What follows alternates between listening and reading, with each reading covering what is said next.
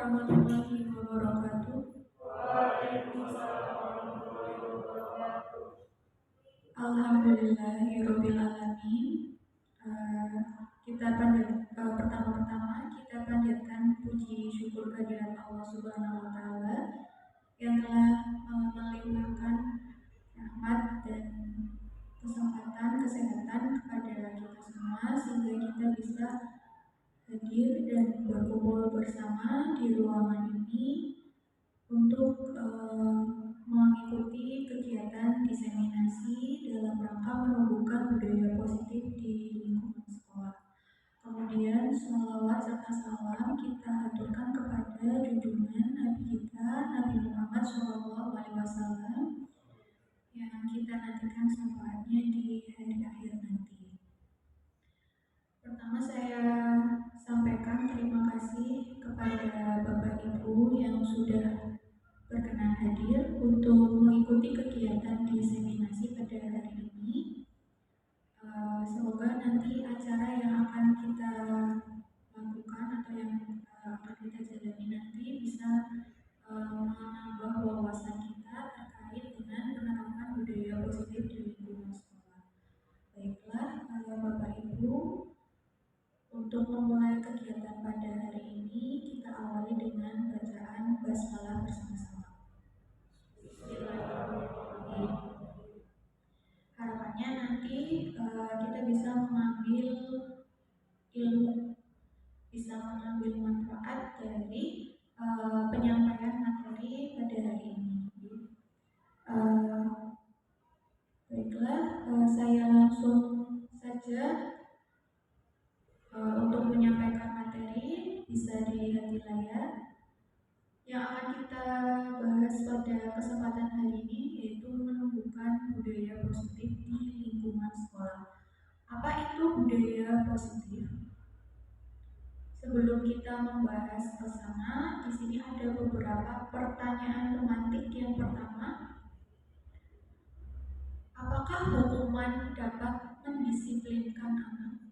Lalu yang kedua, apakah pemberian hukuman dengan hal positif seperti membaca atau membersihkan halaman sekolah itu dapat meningkatkan disiplin anak? Lalu yang ketiga, apakah memberi penghargaan dapat meningkatkan motivasi belajar anak? Pertanyaan ini nanti dulu dijawabnya ya, disimpan dulu jawabannya. Kalaupun Bapak Ibu sudah tahu mungkin ya jawabannya apa, disimpan dulu. Kita bahas materinya terlebih dahulu. Nah, ini ada suatu permainan. Anda adalah A. Jadi misalkan nanti ada dua tokoh. Anda sendiri misalkan adalah A. Tugas Anda adalah mengepalkan salah satu tangan Anda. Karena ada dua ya. Mengepalkan salah satu tangan. Nah, coba Anda bayangkan bahwa Anda menyimpan sesuatu yang sangat berharga di dalam kepalan tangan Anda. Anda perlu menjaga benda tersebut sekuat tenaga Anda karena begitu pentingnya untuk kehidupan Anda. Tugas rekan Anda, yaitu si B ya, adalah mencoba dengan segala cara untuk membuka kepalan tangan Anda. Teman Anda, si B, itu boleh membujuk, boleh menghardik, mengintimidasi, memarahi, menggoda, menggeliti atau bahkan memberikan tawaran Anda berupa uang agar Anda bersedia membuka kepalan tangan. Pertanyaan di sini, apakah Anda atau si B itu tadi rekan ya, membuka kepalan tangan Anda? Mengapa? Apa alasan Anda? Atau B, membuka kepalan tangan Anda? Kira-kira jawabannya apa? Kita coba mengepalkan tangan kita sekuat tenaga. Kemudian rekan kita mencoba membuka kepalan tangan kita ini.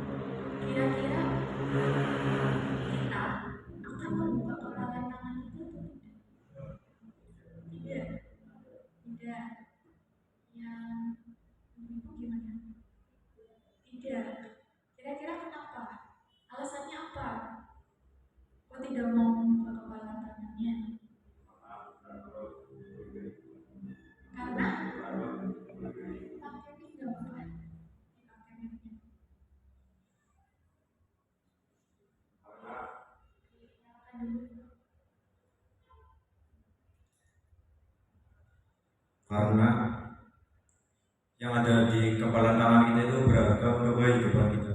Karena yang ada di dalam kepala tangan kita itu ada sesuatu yang sangat berharga. Jadi kita memilih untuk tidak membuka kepala tangan. Kira-kira ada yang memilih untuk membuka?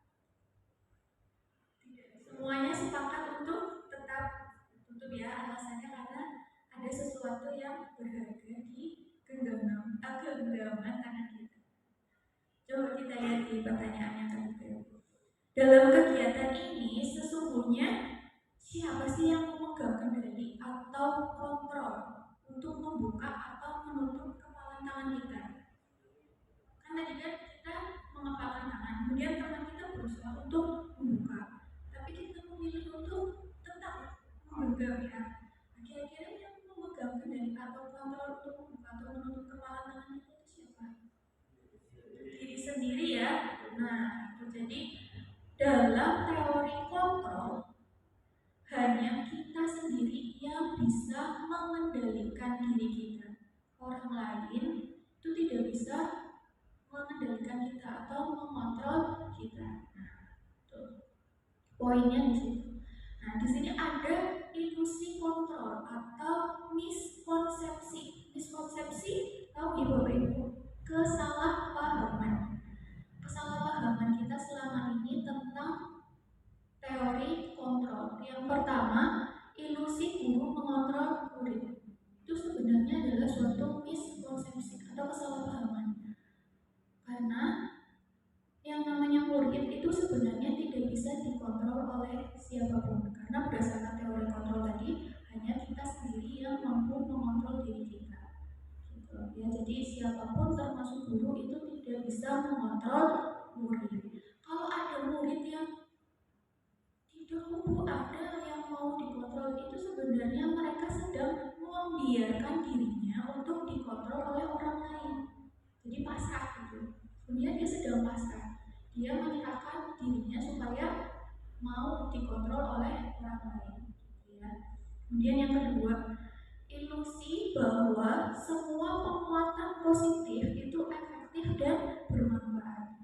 Selama ini kita mungkin sepakat ya bahwa dengan penguatan positif itu bisa berimbas efektif dan bermanfaat untuk memperbaiki perilaku anak. Tapi nyatanya tidak demikian Bapak Ibu. Ya, anak itu harus dibangun motivasi dalam dirinya sendiri supaya dia mau merubah perilakunya. Jadi bukan kita yang bisa mengubah perilaku murid tadi, yang mengontrol murid tidak bisa, tapi kita harus mampu menumbuhkan motivasi dalam diri. Nah, namanya itu adalah motivasi intrinsik, motivasi yang datangnya itu dari dalam diri seseorang. Yang ketiga, ilusi bahwa kritik dan membuat orang merasa bersalah itu dapat menguatkan karakter. Nah, ini juga merupakan suatu kesalahpahaman. Jadi kalau memberikan kritik atau bahkan membuat seseorang itu merasa bersalah, justru akan mengantarkan anak atau orang tersebut kepada identitas kegagalan. Jadi tidak malah menguatkan, tapi malah melemahkan, justru melemahkan. Secara tidak disadari kita menanamkan pemahaman kepada mereka bahwa mereka adalah orang yang gagal atau orang yang tidak sukses. Jadi malah sebaliknya ya, bukan menguatkan karakter, justru melemahkan. Lalu yang keempat, ilusi bahwa orang dewasa memiliki hak untuk memaksa. Ini jelas salah kaprah ya.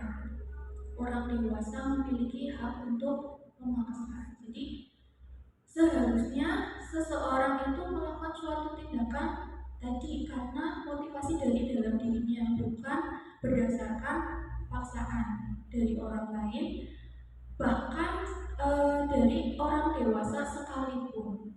Jadi orang dewasa itu tidak punya hak untuk memaksa. Jangankan memaksa, untuk mengontrol orang lain saja tidak bisa. Ya, itu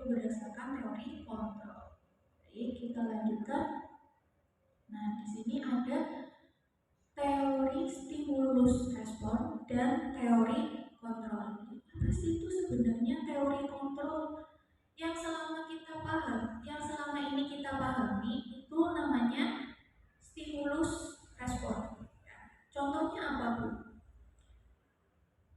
Kita selama ini paham bahwa kebutuhan kita itu sama, kebutuhan peserta didik itu sama, tapi sebenarnya berdasarkan teori kontrol, realitanya ya kebutuhan anak atau kebutuhan peserta didik itu berbeda-beda, tidak ada yang sama, jadi kita tidak bisa menyamakan mereka. Lalu yang kedua, semua orang melihat hal yang sama. Nah, berdasarkan teori kontrol, setiap orang itu memiliki gambaran yang berbeda, jadi memiliki pandangan yang berbeda-beda. Nah, yang ketiga, kita mencoba mengubah orang agar berpandangan sama dengan kita. Berdasar teori kontrol, kita berusaha memahami pandangan orang lain tentang dunia. Jadi kita nggak boleh ya memaksakan orang supaya punya pandangan yang sama dengan kita. Tapi kita harus belajar untuk memahami orang lain itu punya pandangan yang seperti apa. Tidak boleh memaksakan harus sama dengan yang kita pahami. Lalu perilaku buruk itu dilihat sebagai suatu kesalahan. Nah, ini seringkali terjadi ya. Kalau peserta didik berbuat sesuatu yang buruk itu dianggap salah gitu ya. Berdasarkan teori kontrol, semua perilaku itu memiliki tujuan. Jadi nanti inilah yang akan mengubah cara kita dalam menyikapi peserta didik. Jadi setiap peserta didik ketika mereka berbuat sesuatu itu tidak semata-mata atau tidak selalu salah. Karena yang namanya perilaku berdasarkan teori kontrol itu pasti memiliki tujuan. Tujuan mereka berperilaku seperti itu tuh apa? Nah, itu yang nanti kita sebagai guru harus telusuri. Nah, ini yang penting nih dari teori kontrol. Berdasarkan stimulus respon, orang lain itu bisa mengontrol saya dan sebaliknya saya bisa mengontrol orang lain. Nah, ini berdasarkan teori kontrol hanya Anda yang bisa mengontrol diri Anda. Contohnya tadi ya yang kepala tangan tadi ya, hanya kita yang bisa mengontrol diri kita sendiri. Dan sebaliknya Anda juga tidak bisa mengontrol orang lain. Ya, lalu pemaksaan ada pada saat bujukan gagal. Jadi kalau kita membujuk seseorang kemudian gagal, lalu langkah berikutnya yang kita lakukan atau yang kita pilih adalah dengan pemaksaan. Itu tidak boleh ya. Berdasarkan teori kontrol kita harus melakukan kolaborasi. Nah, karena kolaborasi dan konsensus itu menciptakan pilihan-pilihan baru. Lalu yang terakhir, di stimulus respon itu model berpikirnya menang atau kalah. Jadi ada yang menang, ada yang kalah. Tapi kalau di teori kontrol, model berpikirnya adalah menang-menang. Jadi setiap individu itu tidak ada yang menang, tidak ada yang kalah, tapi kita berusaha untuk sama-sama menyikapi atau menemukan solusi terhadap suatu permasalahan sehingga tidak menang kalah tapi menang-menang atau biasa kita sebut dengan win-win solution ya. Baik, kita lanjutkan ke disiplin. Supaya kedepannya tercipta budaya positif di lingkungan, maka kita harus menanamkan dulu yang namanya disiplin positif. Jadi untuk menuju ke budaya positif, pertama kita tanamkan dulu yang namanya disiplin positif. Nah, apa itu makna dari disiplin sendiri?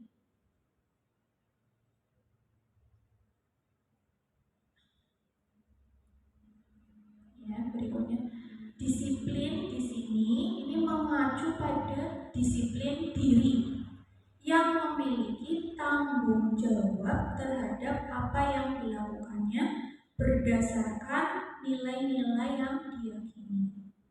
Disiplin diri ini mempelajari bagaimana bagaimana cara kita mengontrol diri dan bagaimana menguasai diri untuk memilih tindakan yang mengacu pada nilai-nilai kebajikan. Mungkin selama ini yang kita pahami, yang namanya disiplin itu berarti berbuat sesuatu secara berulang, ya, dengan ritme yang sama, di waktu yang sama, terus begitu ya. Itu yang selama ini kita pahami tentang makna disiplin. Nah, tapi ternyata disiplin di sini itu merupakan suatu cara yang kita lakukan untuk mengontrol diri kita, sehingga kita itu sadar gitu akan perbuatan yang kita ambil dan kita bisa bertanggung jawab karena tindakan yang kita ambil itu kita yakin sesuai dengan nilai-nilai yang diyakini atau nilai-nilai kebajikan. Nilai-nilai kebajikan itu apa sih Bapak Ibu? Contoh ini ya, salah satu contoh dari nilai-nilai kebajikan yang sudah kita terapkan di SMK 1 Bunakamba ya, yaitu ada yang kita sebut dengan profil pelajar Pancasila.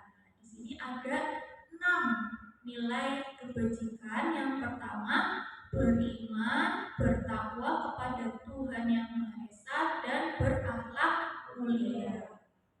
Lalu nilai yang kedua adalah kebinekaan global. Yang ketiga, nilai gotong royong. Yang keempat, kreatif. Yang kelima, bernalar kritis. Dan yang keenam, mandiri. Nah, keenam ini adalah nilai-nilai kebajikan yang harapannya kita semua yakini, termasuk oleh peserta didik kita. Kita bicara lagi tentang disiplin diri. Disiplin diri itu dapat membuat seseorang menggali potensinya menuju kepada sebuah tujuan yang mulia, sesuatu yang dihargai dan bermakna. Jadi kalau kita bisa menanamkan disiplin diri ya pada masing-masing peserta didik kita, maka kita sudah secara tidak disadari ya kita membantu mereka untuk menggali potensinya, karena setiap peserta didik itu pasti memiliki potensinya masing-masing. Tidak ada peserta didik yang gagal ya, semua itu pasti punya potensi atau bakatnya masing-masing.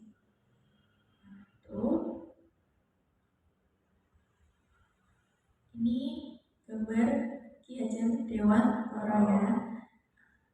Ki Hajar Dewantara sendiri menyatakan bahwa untuk mencapai kemerdekaan atau dalam konteks pendidikan kita saat ini kan kita mengenal merdeka belajar gitu ya Bapak Ibu. Sebenarnya apa sih itu merdeka belajar? Supaya murid-murid kita atau peserta didik kita bisa menerapkan merdeka belajar itu kuncinya ternyata kita harus menanamkan disiplin diri terlebih dahulu kepada masing-masing peserta didik.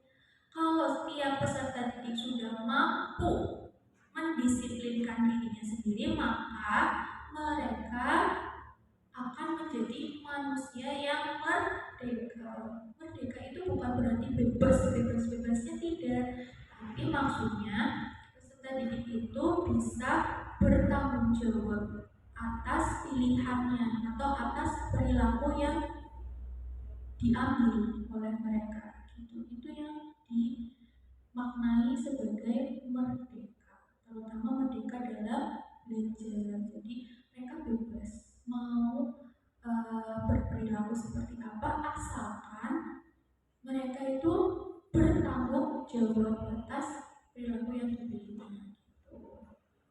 Nah, untuk menciptakan murid yang merdeka, syarat utamanya adalah harus ada disiplin yang kuat. Nah, disiplin yang kuat ini yang dimaksud adalah disiplin diri tadi yang saya sampaikan ya, yang memiliki motivasi internal. Jadi disiplin diri itu asalnya dari motivasi internal, dari dalam diri peserta didik.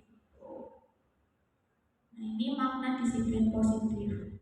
yaitu salah satu penerapan disiplin yang bertujuan untuk menumbuhkan kesadaran serta memberdayakan peserta didik tanpa imbalan. Jadi tidak usah diberikan imbalan atau penghargaan, reward, ya, atau ancaman atau bahkan hukuman. Jadi tanpa embel-embel itu. Artinya peserta didik itu secara sadar bisa memberdayakan dirinya sendiri sehingga tadi ya mampu menjadi manusia-manusia yang merdeka. Nah ini ada pertanyaan lagi Bapak Ibu. Coba nanti saya ingin tahu jawabannya seperti apa ya. Di sini ada 3 pertanyaan. Oh bukan, ya ada pertanyaan, ada pernyataan ya. Yang pertama, apakah kita melakukan sesuatu karena adanya dorongan dari lingkungan atau adanya dorongan yang lain? Pernyataan yang kedua, terkadang kita melakukan sesuatu karena kita menghindari rasa sakit atau ketidaknyamanan. Terkadang kita juga melakukan sesuatu untuk mendapatkan apa yang kita mau. Nah, pertanyaan yang ketiga, pernahkah Anda melakukan sesuatu untuk mendapat senyuman atau pujian dari orang lain? Kita ke pertanyaan yang pertama dulu. Apakah kita melakukan sesuatu itu karena adanya dorongan dari lingkungan? Bapak Ibu pernah seperti itu melakukan sesuatu itu asalnya bukan dari motivasi internal tapi karena adanya dorongan dari lingkungan. Pernah ya? Pasti pernah ya? Pasti pernah. Terkadang kita juga melakukan sesuatu itu karena menghindari rasa sakit atau ketidaknyamanan. Atau kita melakukan sesuatu untuk mendapatkan apa yang kita mau. Karena tadi berdasarkan teori kontrol semua perilaku memiliki tujuan, ada tujuan. Pertanyaan yang ketiga, pernah tidak Anda melakukan sesuatu untuk mendapatkan senyuman atau pujian dari orang lain? Pernah? Pernah begitu? Motivasinya berarti ingin mendapatkan penghargaan ya, atau pujian dari orang lain. Dari pertanyaan-pertanyaan tadi sebenarnya kita akan mengenal 3 motivasi perilaku manusia. Jadi ini gambaran ya. Mungkin kita terhadap peserta didik kita menemukan salah satu dari 3 motivasi perilaku ini. Ada yang pertama yaitu menghindari ketidaknyamanan atau hukuman. Jadi mereka itu melakukan suatu perbuatan motivasinya karena menghindari kenyamanan atau ketidaknyamanan atau hukuman. Motivasi yang kedua itu mendapat imbalan atau penghargaan dari orang lain. Motivasi yang ketiga itu menjadi orang yang mereka inginkan dan menghargai diri sendiri dengan nilai-nilai yang diyakini. Ini kurang ya, dengan nilai-nilai yang diyakini. Untuk motivasi yang pertama dan yang kedua itu datangnya dari luar sehingga kita sebut dengan motivasi eksternal. Kalau motivasi yang ketiga itu datangnya dari dalam diri sehingga disebut dengan motivasi internal. Nah, inilah yang akan kita tuju. Kita harapannya nanti bisa menanamkan motivasi yang ketiga ini kepada peserta didik kita di sekolah ya, menanamkan motivasi internal sehingga nanti bisa tercipta disiplin positif. Nah ini tujuan dari disiplin positif adalah menanamkan motivasi yang ketiga pada murid-murid kita, yaitu untuk menjadi orang yang mereka inginkan dan menghargai diri sendiri dengan nilai-nilai yang mereka percaya. Ketika murid-murid kita memiliki motivasi tersebut, mereka telah memiliki motivasi intrinsik. Motivasi intrinsik ini dampaknya itu jangka panjang. Motivasi yang tidak akan terpengaruh pada adanya hukuman atau hadiah. Jadi tanpa kita beri imbalan atau hukuman, peserta didik mampu berperilaku sesuai dengan motivasi dalam dirinya. Ya. Nah, di sini ada suatu ilustrasi.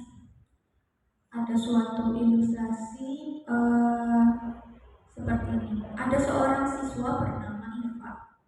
Iva ini kurang menguasai pelajaran matematika, sehingga pada saat pelajaran tersebut berlangsung, Iva ini lebih banyak berdiam diri, atau kalau nggak diam ya dia menggambar di buku pelajaran. Nah, pada saat guru matematikanya namanya Pak Seno menanyakan pertanyaan, Iva menjadi gugup ketika ditanya sama gurunya yang namanya Pak Seno, itu Iva jadi gugup dan tidak sengaja menjatuhkan tasnya dari kursi, serta tiba-tiba menjadi gagap pada saat berupaya menjawab. Seluruh kelas tertawa melihat perilaku Iva yang bicara tergagap dan terkejut. Ya, jadi ketika Iva gegap itu malah ditertawakan oleh teman satu kelasnya. Pak Seno pada saat itu membiarkan teman-teman Iva menertawakan Iva yang tergagap, sehingga Iva itu jadi malu luar biasa karena ditertawakan kan pasti malu ya.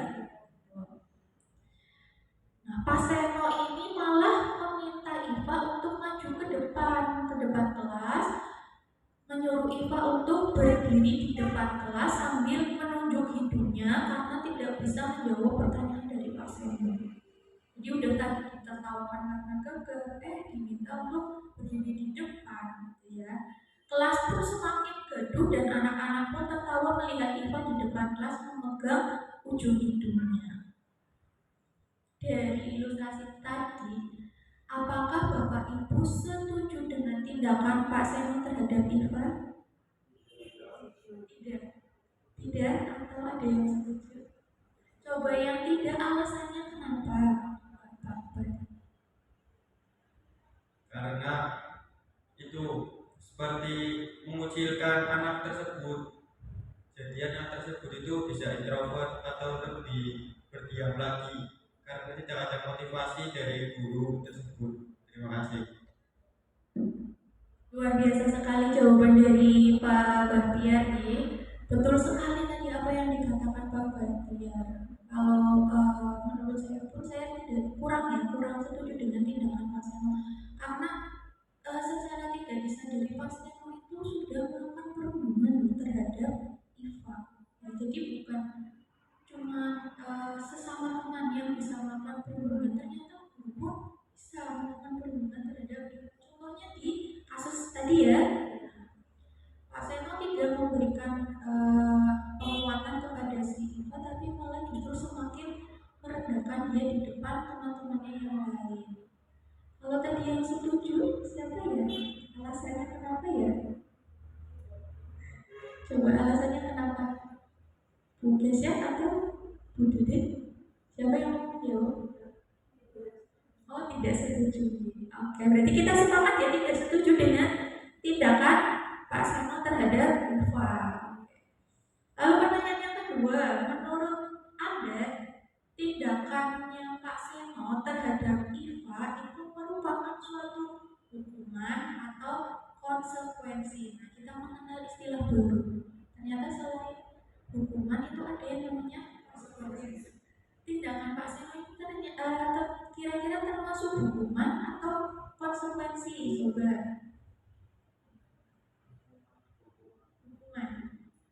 Hukuman, bukan konsekuensi. Coba alasannya kenapa? Coba Pak David, pakai mic lagi. Kenapa hukuman? Karena Iva itu belum tahu apa yang telah dilakukannya akan mendapatkan hukuman. Baik, saya bisa menangkap maksud dari jawaban Pak David ya. Di sini Iva itu tidak menyangka apa dampak dari perbuatannya, begitu ya Pak ya. Ya, jadi Iva yang namanya hukuman, jadi Bapak Ibu yang namanya hukuman itu peserta didik memang belum tahu sebelumnya, belum mengetahui ketika mereka melakukan suatu tindakan yang mungkin kurang sesuai dengan nilai-nilai kebajikan ya tadi, itu tidak tahu efeknya seperti apa. Itu yang namanya hukuman. Nah, kalau konsekuensi itu apa? Nah, ini yang akan kita bahas pada slide berikutnya. Kalau hukuman itu sifatnya tidak terencana, sesuai tadi yang Pak sampaikan. Tidak direncanakan tiba-tiba, tiba-tiba disuruh berdiri di depan kelas, tiba-tiba disuruh memegang ujung hidung tanpa diketahui oleh Pak sebelumnya, ya. Kalau konsekuensi itu sudah direncanakan atau sudah disepakati, sudah dibahas dan sudah disetujui oleh seluruh warga sekolah atau warga di kelas, gitu ya. Jadi itu yang membedakan antara hukuman dan konsekuensi. Kalau konsekuensi itu sudah kita bahas dan sudah kita sepakati bersama. Lalu contohnya hukuman seperti apa? Contohnya konsekuensi seperti apa? Kalau tadi hukuman kan kita sudah tahu dari kasusnya si Iva ya. Tapi kalau konsekuensi itu yang seperti apa sih? Nah ini perbedaan antara hukuman dan konsekuensi. Kalau hukuman itu biasanya adalah sesuatu yang menyakitkan. Biasanya sifatnya itu menyakitkan bagi peserta didik. Nah, tapi kalau konsekuensi itu sesuatu yang harus terjadi. Kenapa harus terjadi? Ya karena sudah kita bahas, sudah kita sepakati bersama. Jadi mau tidak mau ya harus terjadi, harus dilakukan gitu ya. Nah, kemudian kalau hukuman itu membuat sakit karena tadi sifatnya menyakitkan ya. Sakit di sini tuh bisa menyakiti fisik atau menyakiti hati. Jangka waktunya juga panjang atau lama. Kalau konsekuensi itu membuat merasa tidak nyaman, tapi tidak sesakit hukuman ya, hanya tidak nyaman aja. Kemudian jangka waktunya pendek. Nah, kalau hukuman itu biasanya membuat seseorang jadi benci dengan kedisiplinan. Tapi kalau konsekuensi itu melatih seseorang untuk menghargai disiplin. Nah, kemudian hukuman itu biasanya berupa paksaan. Jadi mau tidak mau ya anak harus melakukan apa yang sudah ditentukan ya oleh si pemberi hukuman. Jadi memaksa gitu. Kalau konsekuensi itu berupa stimulus tanggapan tadi, stimulus respon ya. Kemudian hukuman itu mendorong seseorang menyakiti diri sendiri. Pokoknya yang namanya hukuman itu sifatnya menyakitkan. Kalau konsekuensi itu mendorong seseorang agar mudah menyesuaikan diri. Nah, hukuman itu adalah konsep diri yang buruk, sedangkan konsekuensi adalah konsep diri yang baik. Kemudian kalau hukuman itu kadang membuat seseorang belajar untuk menyembunyikan kesalahan. Biasanya dia berbohong karena takut dihukum. Akhirnya mereka memilih menyembunyikan kesalahannya. Tapi kalau konsekuensi itu seseorang belajar untuk mematuhi peraturan. Karena sudah disepakati, jadi mau tidak mau besok-besok mereka harus patuh terhadap peraturan. Kalau hukuman itu biasanya menimbulkan rasa marah ya, rasa bersalah, terus dipermalukan, merasa tak dihargai, pokoknya emosi-emosi negatif lah, menimbulkan emosi-emosi yang negatif. Kalau konsekuensi itu menimbulkan kehilangan hak, dibuat tidak nyaman, kemudian diasingkan untuk sementara atau tempoh. Lalu mana Bapak Ibu yang lebih baik antara hukuman dan konsekuensi? Kira-kira jawabannya apa Bapak Ibu? Konsekuensi ya, kita sepakat ya. Nah, untuk kasus ini antara hukuman dan konsekuensi sebenarnya yang lebih baik adalah konsekuensi. Namun nanti ada yang Jadi kalau tadi konsekuensi masih membuat perasaan siswa menjadi tidak nyaman gitu ya, walaupun jangka waktunya pendek, ada satu lagi yang lebih baik daripada hukuman dan konsekuensi. Nah, apa itu? Namanya adalah restitusi. Apa itu restitusi? Ini istilah yang sama sekali kita belum pernah dengar ya Bapak Ibu. Baru sekali ya. Kalau hukuman udah biasa. Kalau konsekuensi ya mungkin masih jarang ya, masih jarang. Pernah sih dengar tapi jarang. Tapi kalau restitusi itu sama sekali kita belum pernah mendengar sebelumnya. Istilah restitusi itu apa? Nah, akan kita bahas di pertemuan ini. Tapi sebelum ke sana coba ini saya punya beberapa apa ya ini perilaku gitu ya, perilaku kira-kira perilaku ini itu merupakan hukuman atau konsekuensi. Kita mulai dari yang pertama ya. Coba mencatat 100 kali di dalam buku kalimat saya tidak akan terlambat lagi karena terlambat ke sekolah. Kira-kira hukuman atau konsekuensi? Konsekuensi. Konsekuensi atau hukuman? Kalau tadi kan hukuman menyakitkan ya. Kalau konsekuensi itu sudah disepakati bersama. Kira-kira mencatat 100 kali di dalam buku kalimat saya tidak akan terlambat lagi. Hukuman atau konsekuensi? Fatimah? Hukuman. Baik, konsekuensi. Coba Bu Desya? Hukuman. Yang lain bapak-bapak yang lain? Hukuman, kemudian konsekuensi. Oh, kayaknya ikut ya jawabannya ya. Antara yang memilih hukuman dengan yang memilih konsekuensi. Nanti kita lihat jawabannya sama-sama kiri. Ini coba langsung muncul atau tidak coba ya bapak. Kayaknya tidak. Lanjut ke yang kedua dulu. Jadi imbang ya. Yang pertama imbang ya. Yang kedua, lari mengelilingi lapangan basket 2 kali karena terlambat hadir di sekolah. Hukuman atau konsekuensi? Konsekuensi. Lari ya karena terlambat hadir ke sekolah. Konsekuensi di sini sepakat konsekuensi. Sebelah sana sepakat hukuman. Oke, siapa tuh? Konsekuensi. Pak David? Konsekuensi. Kalau yang kedua ini perbandingannya lebih banyak yang memilih konsekuensi. Oke. Yang ketiga, murid diminta untuk push up. Nah, ini sering ya di sekolah kita ya. 15 kali, termasuk saya sendiri pernah nih meminta anak untuk push up 15 kali karena tidak menggunakan masker ke sekolah. Hukuman atau konsekuensi?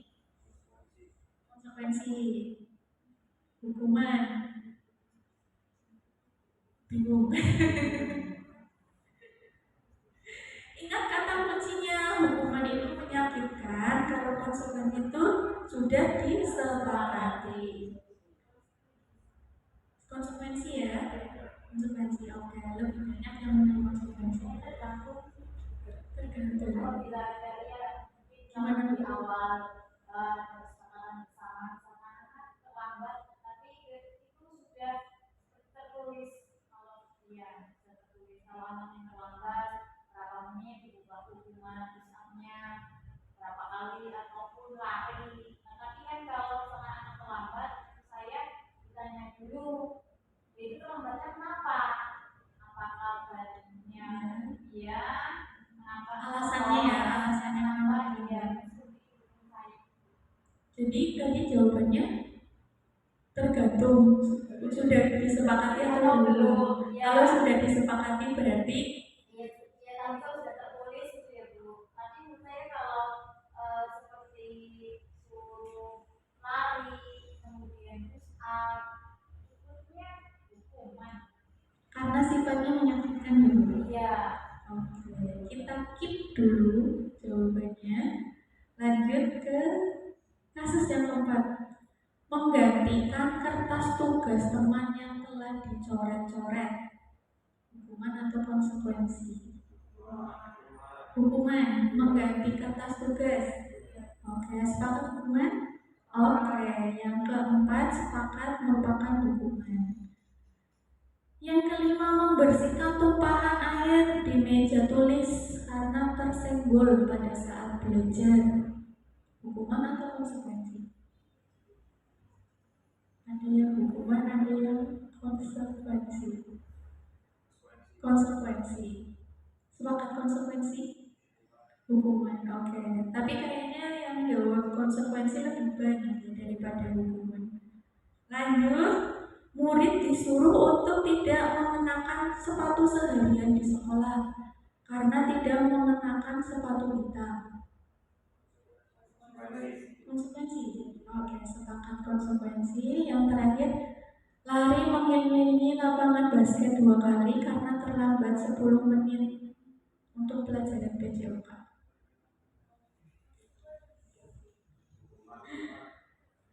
Hukuman? Hukuman. Oke, sepakat hukuman ya, kita coba lihat jawabannya. Oh.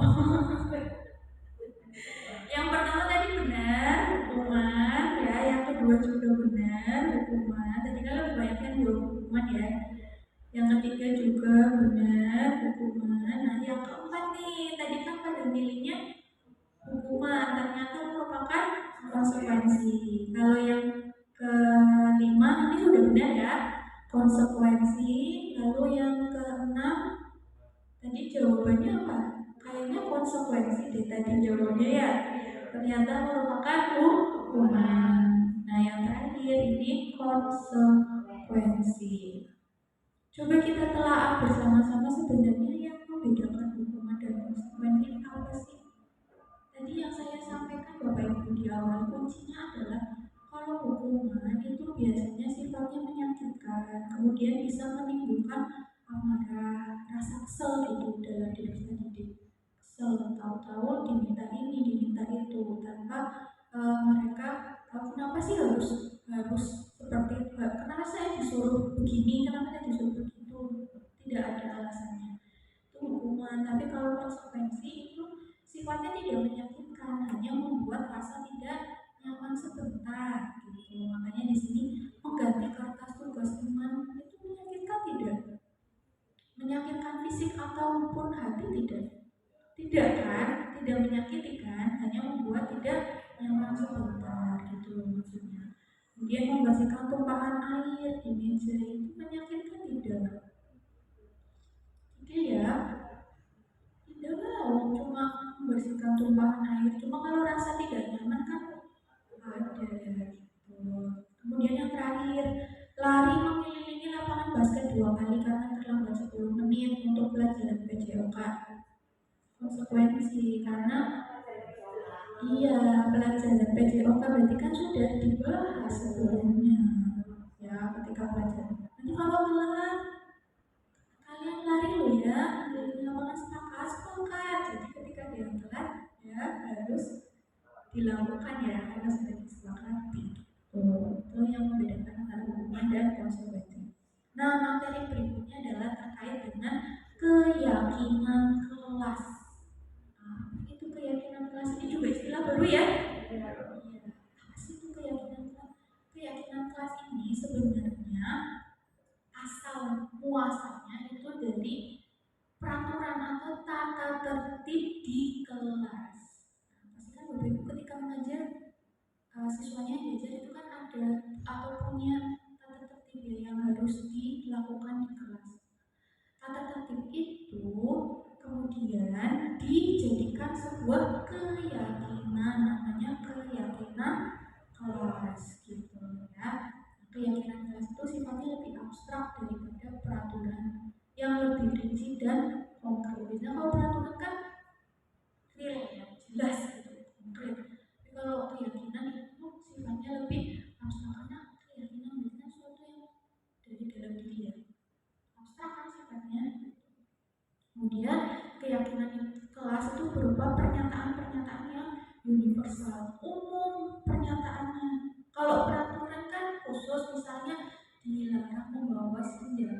tajam ke kelas. Itu kan khusus ya. Apa yang nggak boleh dibawa? Benda tajam. Tapi kalau keyakinan itu berupa pernyataan-pernyataan yang universal. Apa yang diyakini? Kalau tidak membawa, kalau dilarang membawa senjata tajam, berarti keyakinan kita adalah demi keselamatan. Keselamatan berarti kan pernyataan yang umum ya. Kamu yakin kenapa nggak boleh bawa senjata tajam? Kenapa sih? Kamu meyakini apa sih? Oh, itu karena untuk keselamatan. Jadi sifatnya pernyataan yang bisa dipahami nih. Kita belajar sama-sama di sini. Lalu pernyataan keyakinan kelas itu senantiasa dibuat dalam bentuk positif. Kita kan mengenal kata kerja positif, kata kerja negatif ya. Bu Fatimah, guru bahasa Indonesia, boleh ya Bu, ada kata kerja positif negatif ya Bu ya. Nah itu kita berusaha mengubah dari negatif menjadi positif. Kemudian keyakinan kelas itu hendaknya tidak terlalu banyak sehingga mudah diingat dan dipahami oleh semua warga kelas. Keyakinan kelas juga sebaiknya sesuatu yang dapat diterapkan di lingkungan tersebut. Semua warga kelas hendaknya ikut berkontribusi dalam pembuatan keyakinan kelas lewat kegiatan curah pendapat. Jadi semua murid kita libatkan untuk bercurah pendapat apa yang menjadi keyakinan di kelas tersebut. Lalu yang terakhir, bersedia meninjau kembali keyakinan kelas dari waktu ke waktu. Jadi supaya peserta didik juga tidak lupa, maka kita sebagai guru selalu meninjau kembali terkait dengan keyakinan kelas yang sudah disepakati. Nah, mengapa kok tidak peraturan saja? Kenapa harus keyakinan kelas? Ya, karena jadi jawabannya apa Ibu?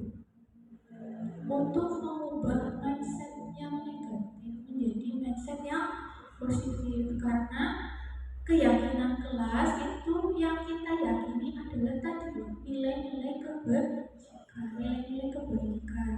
Jadi yang tadinya mindsetnya kalau peraturan kan dilarang gitu kan negatif ya. Jadinya kalau keyakinan kelas itu mindset negatif juga menjadi positif. Contoh nih yang pertama, mengapa sih kita memiliki peraturan harus menggunakan helm saat mengendarai kendaraan roda 2? Kira-kira alasannya kenapa? Kok kita harus pakai helm? Agar selamat ya, atau untuk keselamatan. Kita semua meyakini ya hal tersebut ya. Nah, jadi demi keselamatan. Lalu yang kedua, mengapa kita memiliki peraturan 3M? Misal COVID kemarin ya, menggunakan masker, mencuci tangan, dan menjaga jarak. Kira-kira kenapa? Apa yang kita yakini? Kira-kira apa? Untuk menjaga kesehatan, keselamatan juga ya. Nah, itu contoh keyakinan kelas. Ya, cukup 2 saja. Nah, ini yang membedakan antara contoh bagaimana mengubah suatu peraturan ke dalam keyakinan kelas. Contoh misal ada peraturan selalu kembalikan buku ke tempatnya. Keyakinan kelas itu apa? Yaitu tanggung jawab. Ya, mengembalikan buku ke tempatnya berarti kan tanggung jawab ya, nilai kebajikannya. Lalu misal ada peraturan dilarang mengganggu orang lain, maka keyakinan kelasnya adalah menghormati atau menghargai orang lain. Kemudian kalau hadir di sekolah 15 menit sebelum pembelajaran dimulai, keyakinan kelasnya menghormati orang lain dan berkomitmen. Komitmennya hadir di sekolah 15 menit sebelum pelajaran.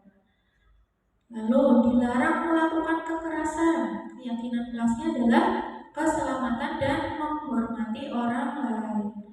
Kalau dilarang menggunakan narkoba, keyakinan kelasnya adalah kesehatan. Jadi bisa dipahami ya Bapak Ibu ya, antara peraturan dan keyakinan kelas. Oke, kita lanjut.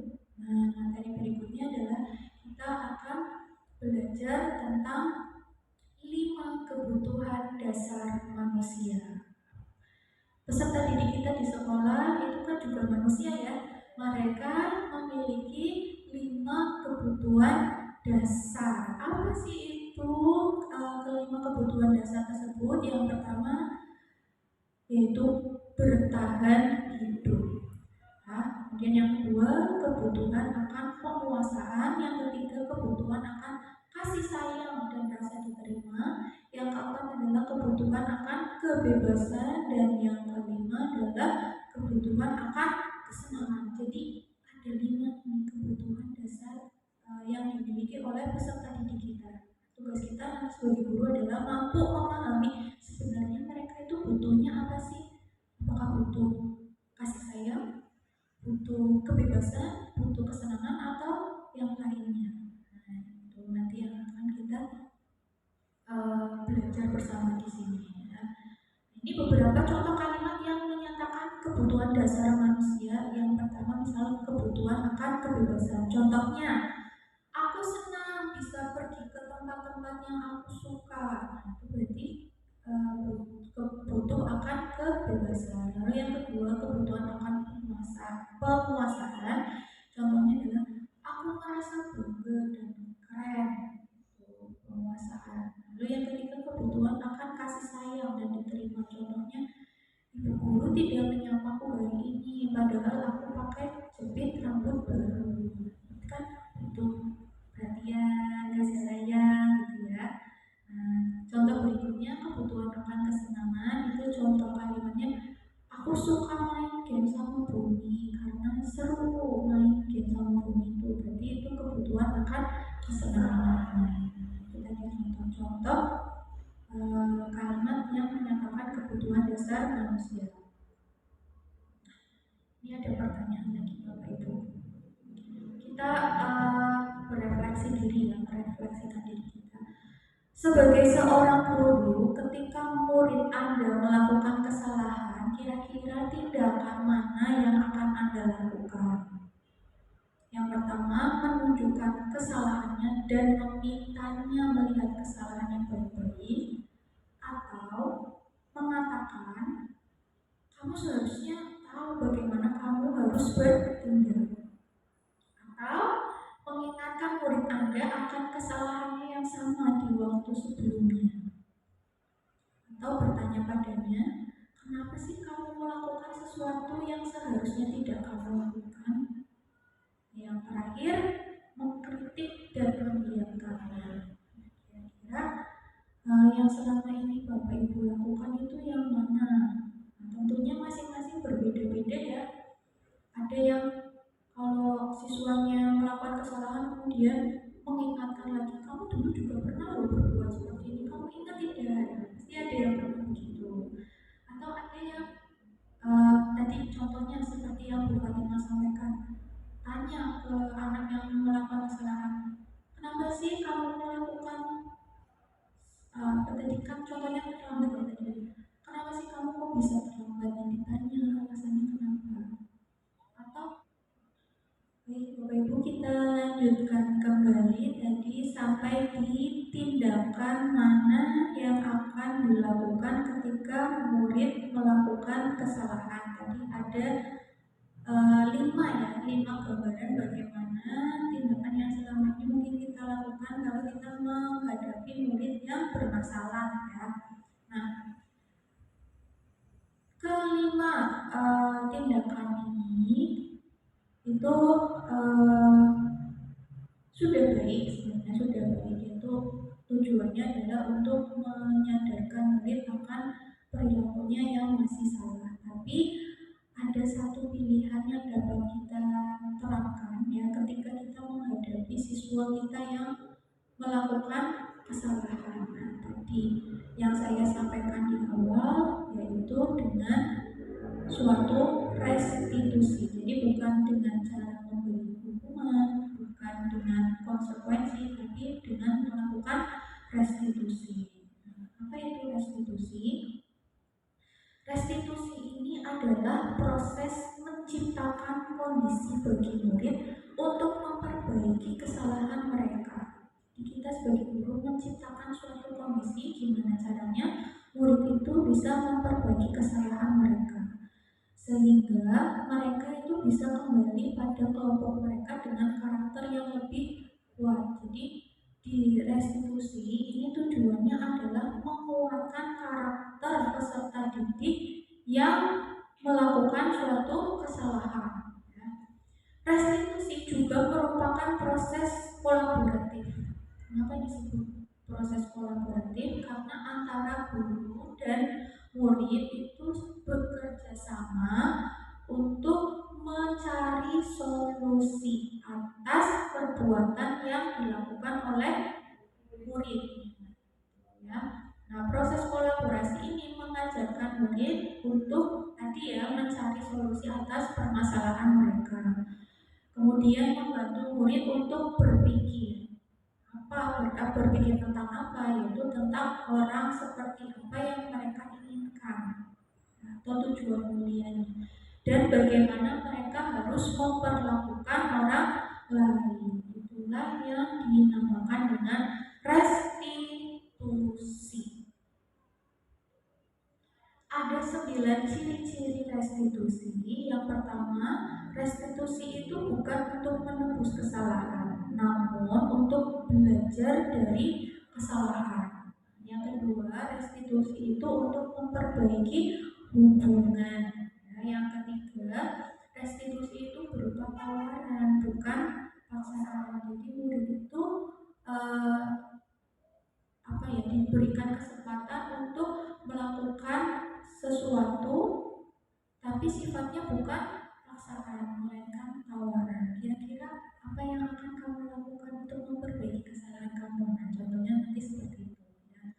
Lalu yang keempat, restitusi menuntut untuk melihat ke dalam diri. Jadi melatih murid untuk introspeksi terhadap dirinya sendiri. Yang kelima, restitusi mencari kebutuhan dasar yang mendasari tindakan. Tadi ya, 5 kebutuhan dasar tadi. Kira-kira kalian atau murid melakukan tindakan itu tuh sebenarnya apa sih yang mau dicari? Yang keenam, restitusi diri adalah cara yang paling baik. Yang ketujuh, restitusi itu berfokus pada karakter, bukan tindakan. Lalu restitusi itu berfokus pada solusi. Dan yang kesembilan, restitusi mengembalikan murid yang berbuat salah pada kelompoknya. Nah, berikutnya nih saya akan menampilkan sebuah video terkait dengan penerapan restitusi terhadap siswa yang bermasalah. Nah, nanti permasalahan siswa di sini adalah siswa yang terlambat datang ke sekolah seperti tadi yang disampaikan Bu Fatimah. Mari kita saksikan bersama-sama tayangannya. Ada 5 posisi kontrol yang menjadi pilihan guru dalam menghadapi murid yang bermasalah.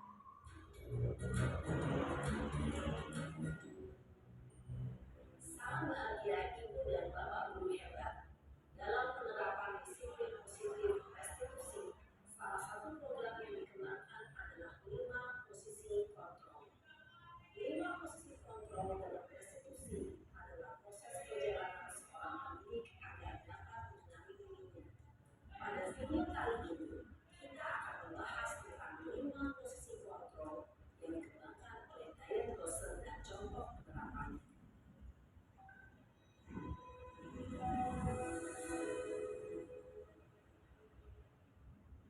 5 posisi kontrol itu adalah 1. Posisi penghukum. 2. Posisi pembuat rasa bersalah. 3. Posisi tenang. 4. Posisi pemantau atau monitor. Dan 5. Posisi manajer. Untuk lebih memahami kelima posisi tersebut, mari kita saksikan kasus Nael yang terlambat hadir 20 menit di sekolah dan melihat bagaimana kelima posisi kontrol dalam menghadapi masalah tersebut.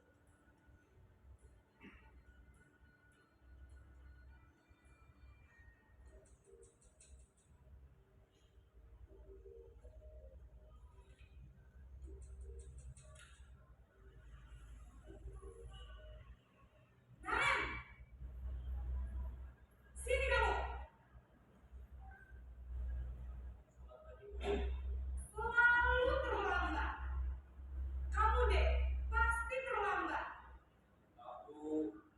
Saya Apa? Apa coba?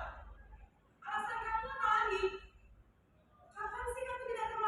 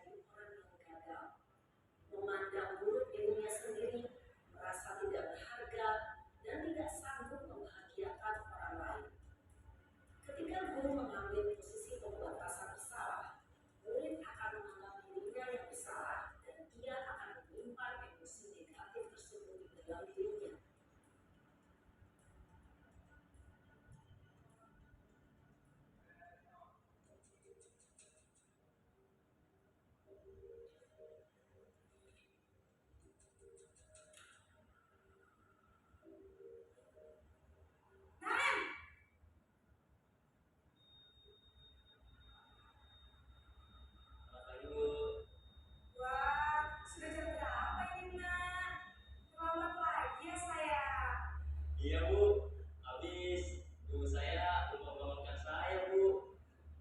Kamu malah menyalahkan ibu kamu. Kamu bukannya anak yang paling kencang. Kok terlambat sih? Iya Bu, saya memang terlambat bangun tadi. Jadi biarpun saya lagi kencang, tetap gak kejar Bu. Ya sudah sana. Nanti lain kali larinya lebih kencang lagi ya. Biar gak terlambat lagi. Bikin seneng ibu. Demi ibu. Bisa kan? Bisa Bu. Ya sudah sana masuk kelas. Ibu beresin urusan absen kamu. Kamu ini ada-ada saja. Dalam posisi teman, guru berbicara dengan nada suara ramah, akrab, cenderung bersenda gurau untuk menjaga suasana tetap santai. Murid akan merasa senang, aman, dan akrab dengan guru. Identitas yang tercipta adalah identitas sukses atau berhasil. Namun, perlu diingat, karena ini masih dorongan eksternal, maka ada faktor ketergantungan dari murid kepada orang tertentu. Di sini guru absennya, sehingga di lain waktu murid bisa berperilaku baik, namun hanya kepada orang-orang tertentu saja.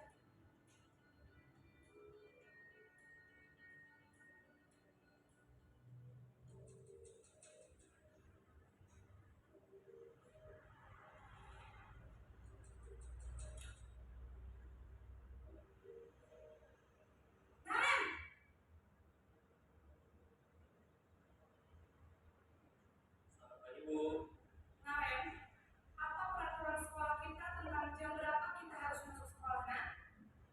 Kita harus di sekolah jam 7 Bu. Iya betul, sekarang sudah jam 7.20. Naren sudah tahu konsekuensinya jika terlambat hadir. Paham Bu, saya harus tinggal kelas jam istirahat selama 20 menit. Iya benar, konsekuensinya demikian. Jadi nanti jam 9.30 pas istirahat, kamu harus tinggal di kelas, kerjakan tugas tambahan untuk ketinggalan kamu, ya. Baik Bu. Posisi pemantau mengandalkan penghitungan atau data untuk mengontrol murid. Guru mengarahkan murid berdasarkan peraturan dan konsekuensi. Seorang pemantau menunjukkan bahasa tubuh dan ekspresi wajah yang datar dan cenderung formal.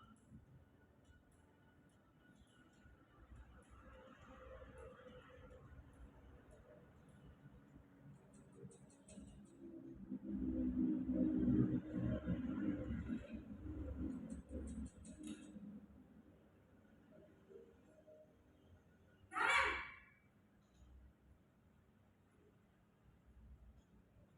Selamat pagi Bu. selamat pagi Naren.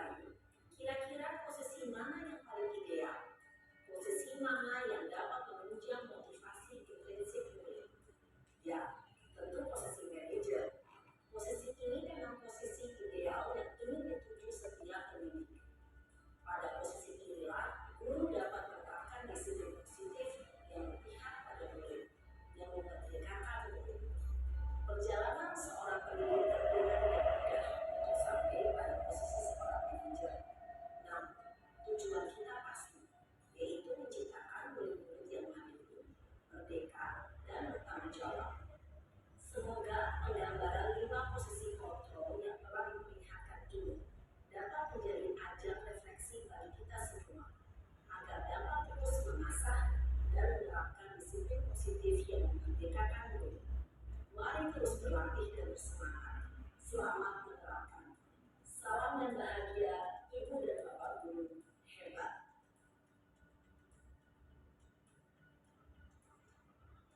Baik, Bapak Ibu, itu tadi 5 posisi kontrol dalam menghadapi siswa yang bermasalah. Sesuai dengan video tadi, kita sepakati bersama ya bahwa posisi yang paling ideal adalah posisi manajer. Nah, ketika kita sebagai guru memposisikan diri sebagai manajer, nah di situ kita melakukan tahap-tahap restitusi sehingga memberikan kesempatan kepada siswa untuk memperbaiki kesalahannya. Jadi tanpa adanya suatu hukuman atau imbalan atau reward, mereka dengan sadar ya secara sendirinya menyadari bahwa apa yang mereka lakukan itu salah dan mereka bisa menentukan perbuatan yang sekiranya dapat dilakukan untuk memperbaiki kesalahannya. Nah, demikian materi yang dapat saya sampaikan pada kesempatan hari ini.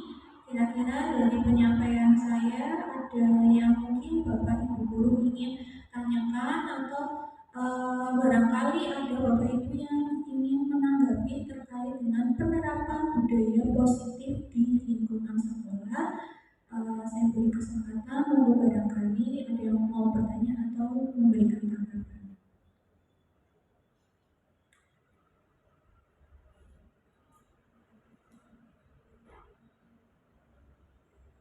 Bu Fatimah. Terima kasih Bu Opi atas kesempatannya. Yang saya ingin tanyakan menurut Bu Opi, bagaimana sikap kita untuk mendidik anak kita itu menjadi pribadi yang lebih baik? Misalkan kalau sekarang kan apapun dikaitkan dengan hukum, dengan pasal. Misalkan kita memberikan edukasi kepada siswa atau memberikan teguran kepada siswa, nanti anak menyangkut pautkan dengan ini tidak boleh Bu. Misalkan saja ya ini Bapak Ibu, misalkan saja saya memotong rambut anak, kemudian anak dengan ribuan alasan ya listriknya padam di rumah atau tukang cucinya tutup atau bagaimana lupa seperti itu Bu. Ketika saya akan menjemput mereka, alasan ini tidak boleh Bu. Ini kan berarti kalau seperti ini ada hukuman, padahal itu kan sudah ada peraturan yang akademik di sekolah ya Ibu. Seperti itu. Kemudian mengenai yang lainnya seperti kita memberikan punishment atau yang hukuman ya Bu, misalkan seperti tadi barusan ada push up, kemudian disuruh lari, ya seperti itu. Menurut Ibu, apakah satu hukumannya sudah tepat? Misalkan kalau kita hanya memberikan teguran tidak cukup ya Bu, kemudian kita harus memberikan hukuman seperti itu, bagaimana? Terima kasih Mas. Baik, terima kasih atas pertanyaannya, sangat luar biasa sekali Bu Fatimah dan cukup membuat saya mikir ya untuk jawabannya. Terkait dengan peraturan sekolah ya, misalnya tadi di sekolah kita kan menerapkan aturan bahwa rambut khususnya untuk siswa laki-laki itu berapa senti Bu? 1 ya Bu? 0,01. Nah, tapi tidak jarang pula kita temukan di lapangan tidak hanya 1 ya, tapi malah banyak ya banyak sekali ya anak yang tidak menaati peraturan tersebut. Nah, ini Bapak Ibu. Jadi yang bisa kita ambil, yang bisa kita pelajari dari materi penerapan budaya positif di lingkungan sekolah ini, kalau menurut saya ya, kalau kita akan menerapkan suatu peraturan, baik itu peraturan di sekolah maupun peraturan di kelas atau bahkan di suatu komunitas itu, kita juga harus membahas terkait dengan konsekuensinya. Ya, jadi peraturan disandingkan dengan konsekuensi. Jadi tidak hanya peraturan saja yang kita bahas, tapi juga konsekuensinya. Sehingga apa? Sehingga ketika ada kita menemukan siswa kita tidak tidak menaati peraturan, maka ya kita sebagai guru tinggal menanyakan saja, kamu sudah tahu kan konsekuensinya apa kalau tidak menaati peraturan tersebut. Contohnya tadi yang posisi kontrol keempat, yaitu sebagai pemantau. Yang namanya konsekuensi itu sudah dibahas dan sudah disepakati sebelumnya. Jadi ketika siswa melanggar ya mau tidak mau mereka harus menjalankan konsekuensi tersebut ya, karena sudah disepakati tadi, sehingga tidak lagi ada yang namanya istilah hukuman begitu. Itu menurut saya pribadi salah satu cara menanamkan disiplin positif di lingkungan sekolah. Kemudian tadi yang kedua gimana ya Bu? Kalau kita menerapkan hukuman kepada anak, misalkan anak tidak membawa buku, dia pusat, lari seperti itu, baik atau tidak? Oke. Nah, tadi di slide ini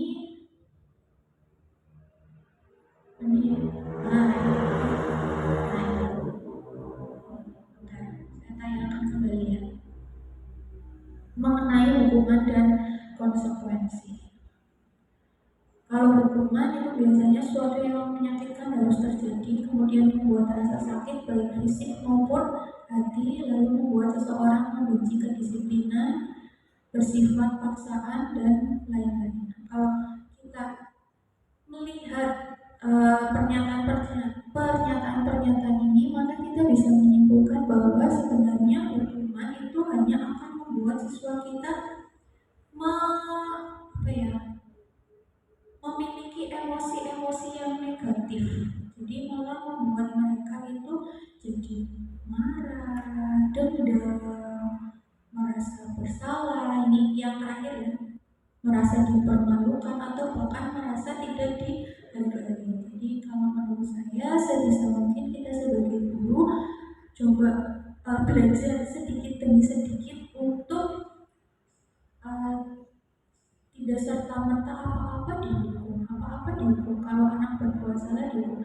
Memang cara kita menyikapi siswa yang bermasalah itu ya kita sesuaikan lagi dengan tingkat permasalahannya seperti apa. Kalau misalkan masih di tahap ringan, mungkin dengan teguran saja sudah cukup. Tapi kalau kesalahan yang dilakukan itu sudah sangat parah ya, bolak-balik sudah ditegur, sudah misalkan tadi ya dilakukan restitusi, tapi kok malah tidak sadar-sadar, nah itu berarti ada sesuatu kebutuhan dasar yang belum terpenuhi ya berdasarkan materi ini. Nah, tugas kita mungkin kita sebagai guru bisa berkolaborasi dengan orang tua di rumah ya, atau dengan teman terdekatnya, maksudnya dengan orang-orang terdekatnya lah, untuk mengulik sebenarnya yang dibutuhkan si anak itu apa sih gitu. Jadi tidak serta-merta apa-apa dihukum begitu. Bu Fatima, menurut saya bagaimana Ibu? Ada tanggapan lagi Bu? Ya, terima kasih Bu Opi atas jawabannya. Kemudian hukuman itu mungkin bisa kita ganti dengan anak-anak disuruh melafalkan surat-surat pendek ya Bu, atau bacaan. Nah itu mungkin bisa pilihannya lebih baik sesuai dengan pertanyaan tematik yang di awal tadi ya, apakah suatu hukuman yang positif itu dapat mendisiplinkan anak. Tadi ada yang di awal ya.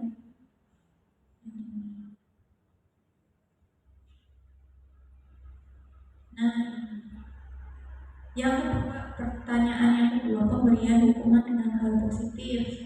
Jadi contohnya ya Bu, melafalkan atau menghafal ayat-ayat atau surat-surat pendek, apakah dapat meningkatkan disiplin anak? Ya, jawabannya mungkin saja ya, itu salah satu pilihan yang lebih baik daripada menjatuhkan hukuman yang sifatnya menyakitkan tadi.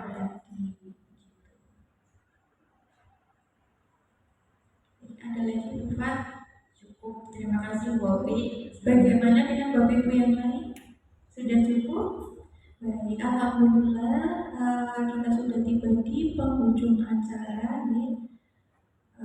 Untuk kesimpulan dari kegiatan pada hari ini, kita memahami bahwa ternyata seluruh perilaku manusia itu memiliki tujuan tertentu. Semua yang kita lakukan adalah usaha terbaik kita untuk mendapatkan apa yang kita inginkan. Ketika kita mendapat apa yang kita inginkan, sebetulnya saat itu kita sedang memenuhi satu atau bahkan lebih dari satu kebutuhan dasar kita. Jadi kita sebagai guru tadi mulai dari sekarang harus mampu menganalisis apa sih yang dibutuhkan oleh peserta didik kita. Sepakat ya Bapak Ibu? Oke, baik. Semoga apa yang kita pelajari bersama-sama pada hari ini kedepannya akan memberi manfaat bagi kita, dan semoga kita semua bisa menjadi bapak ibu guru yang hebat, ya, yang dapat memfasilitasi peserta didik kita supaya mereka bisa menjadi manusia-manusia yang merdeka, yang mencapai kebahagiaan dan keselamatan yang setinggi-tingginya sesuai dengan filosofi pendidikan Ki Hajar Dewantoro. Demikian yang dapat saya sampaikan. Kita ucapkan hamdalah bersama-sama terlebih dahulu. Alhamdulillah rabbil alamin. Kemudian saya akhiri kegiatan pada hari ini. Terima kasih Bapak Ibu atas partisipasinya. Wassalamualaikum warahmatullahi wabarakatuh.